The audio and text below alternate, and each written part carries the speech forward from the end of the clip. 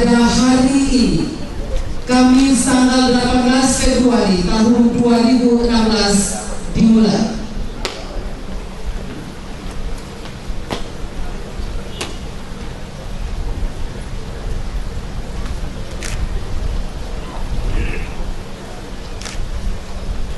Lapor upacara bendera apel kesadaran nasional dirangkaikan dengan hari ketiga. Siap dilaksanakan. Laksanakan. Menempati mimbar upacara, pasukan disiapkan.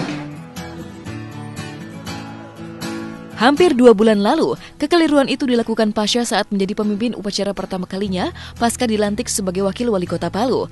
Terkait hal tersebut, Pasha yang 2 hari lalu kebetulan bertandang ke Jakarta untuk urusan dinas, menjawab soal tudingan bahwa dirinya kagok menjadi wakil wali kota hingga melakukan kesalahan saat menjadi pemimpin upacara. Terkait hal ini, Pasha yang kini dipanggil Bapak Sigit Purnomo oleh rakyat Palu memberikan klarifikasi. Menurut Pasha, tudingan yang dialamatkan kepada dirinya itu merupakan upaya pihak lawan untuk menjatuhkan image dirinya. Jadi sebenarnya bukan salah. Ini agak sensitif sebenarnya, kalau saya sampaikan karena ya saya kira nggak ada yang salah dalam tata cara upacara itu, nggak ada yang salah karena saya memang dididik bela negara. Jadi ya biasalah ada pihak-pihak yang berusaha untuk menjatuhkan kita di hari pertama, tapi saya kira itu nggak ada masalah ya, biasalah itu namanya ya welcome ya. Welcome gitu kan, itu saya kira ucapan selamat datang untuk saya kira tidak ada masalah.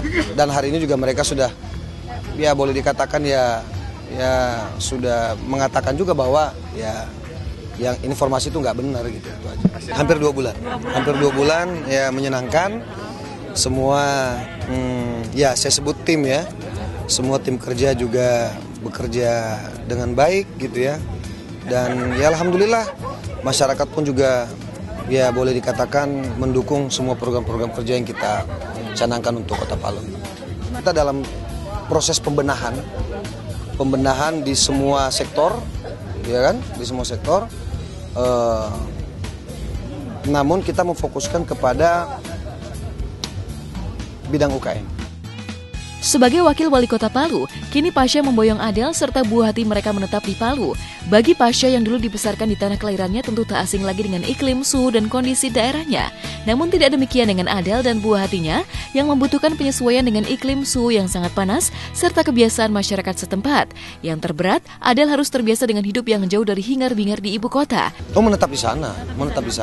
Ini kebetulan tadi ada pengarahan presiden tadi. Ada pengarahan presiden tadi pagi, jadi ya kita ikutin kegiatan sampai sore. Ya kebetulan saya boyong ya komplit ya. Ibunya anak-anak semua gitu. Jadi alhamdulillah semuanya pada betah ya. Ya karena ya kampung bapaknya kan. Kampung bapaknya jadi anaknya ya menyesuaikan lah. Saat Pasha berperan membantu wali kota melaksanakan tugas-tugas pemerintahan di Kota Palu, Adel otomatis membantu tugas istri wali kota di bidang pembinaan kesejahteraan keluarga (PKK). Menurut Pasha, Adel masih dalam proses penyesuaian dengan setumpuk tugas-tugas barunya selain tugasnya sebagai ibu mengasuh buah hati mereka. Ya saya kira saya paham betul bahwa istri memang kan sedang dalam proses penyesuaian. Jadi saya justru tidak banyak mengganggu dia supaya dia bisa mengelola sendiri gitu kan, maksudnya kira-kira langkah-langkah apa, paling kecuali dia minta petunjuknya gimana gitu kan baru kita kasih. Alhamdulillah cepet loh. Teh Adel cepat dia menyesuaikan. Menjabat sebagai wakil wali kota Palu membuat Pasha kini dipanggil dengan sapaan Bapak Sigit. Namun image-nya sebagai vokalis band Ungu tampaknya belum terkikis. Sebab saat Pasha melakukan kunjungan ke daerah-daerah di Palu, banyak rakyatnya yang masih menyapanya dengan sapaan Pasha Ungu. Bahkan saat Pasha melakukan kunjungan kerja, ia seringkali diminta rakyat Palu untuk menyanyi 1 hingga 2 lagu. Nggak ada yang berubah sih sebenarnya, nggak ada yang berubah sama sekali sampai hari ini, nggak ada yang berubah. Artinya masyarakat masih masih senantiasa itu ya udah masih Pasha Ungunya, Pasyanya gitu. Tapi nggak apa-apa karena sekarang kan di saat kita turun ke masyarakat beda di saat kita turun pada saat kampanye dulu kan gitu. Problemnya memang harus nyanyi terus itu. Jadi nggak pernah nggak nyanyi. Jadi saya pengen banget nggak nyanyi, pengen banget gak nyanyi gitu. Pengen banget lebih diluangkan diskusi. Nah, cuman memang masyarakat udah memang senangnya nyanyi aja, udah nyanyi ya udah. Habis itu dan juga nggak masalah gitu kan. Kalau di kantor harus dipanggil Bapak. Nah itu walaupun saya kadang-kadang aneh juga gitu kan dengan Bapak Sigit. Oh, Bapak Sigit. Kalau di kantor tuh pasti. Ya mungkin karena struktur jabatan ya. Menjadi wakil wali kota Palu, mau tak mau membuat Pasha terpisah dari 4 rekannya di band ungu, Enda, Onci, Maki, dan Roman. Enda yang selama ini dekat dengan Pasha tentu merasa seperti kehilangan teman curhatnya. Tapi sebaliknya, hal yang sama juga dirasakan Pasha. Meninggalkan rekan-rekannya dan kebiasaan sebagai vokalis ungu diakui Pasha merupakan hal yang berat. Ya saya mengerti betul bahwa saya yakin sekali dalam perasaan teman-teman saya ini pasti adalah mungkin kehilangan ya. Terus ya pasti kehilangan lah. Enda kan ya bukan gue beda-bedain ya, tapi memang Enda yang dari awal tuh boleh dibilang paling sering ngobrol. Jadi ya pastilah dia ngerasa kehilangan. Nah, cuman kan bedanya ini kan 4-1. 4 kehilangan 1. Kalau saya 1 kehilangan 4 kan mestinya saya lebih sedih. Karena saya kehilangan 4 gitu kan. Tapi ya enggak, masih kadang-kadang kalau saya ke Jakarta kegiatan, saya sempatkan waktu untuk mampir gitu. Enda kan dari dulu galau dia. Dia kan nggak pernah nggak galau. Justru kalau dia nggak galau itu bukan Enda itu. Berat juga untuk ninggalin kebiasaan ini bersama-sama. Terus tiba-tiba saya harus sendiri. Lantas, bagaimana dengan karir Pasha sebagai vokalis band ungu? Benarkah dengan menjabat sebagai wakil wali kota Palu, Pasha otomatis keluar dari band ungu? Pasha masih di ungu.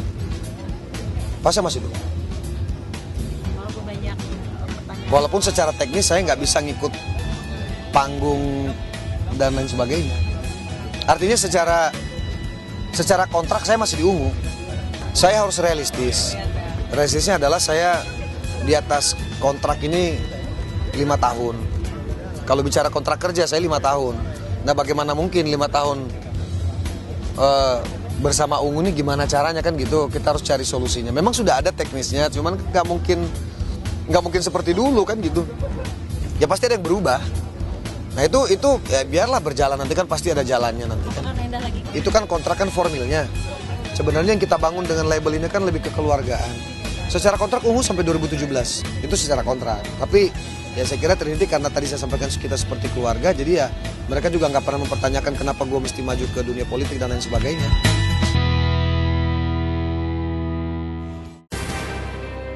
Kabar bahagia sekaligus haru didulang oleh Kartika Putri pasca menjalani ibadah umroh ke Tanah Suci Mekah. Mendapatkan tantangan saat berangkat umroh, Kartika pun mendapatkan pengalaman religi. Seperti apakah cerita perjalanan umroh Kartika? Menjalankan umroh pasca gagal menikah, benarkah Kartika juga mendapatkan momen ajaib ketika berdoa tentang jodoh di Tanah Suci Mekah? Simak beritanya hanya di Hot Shot sesaat lagi.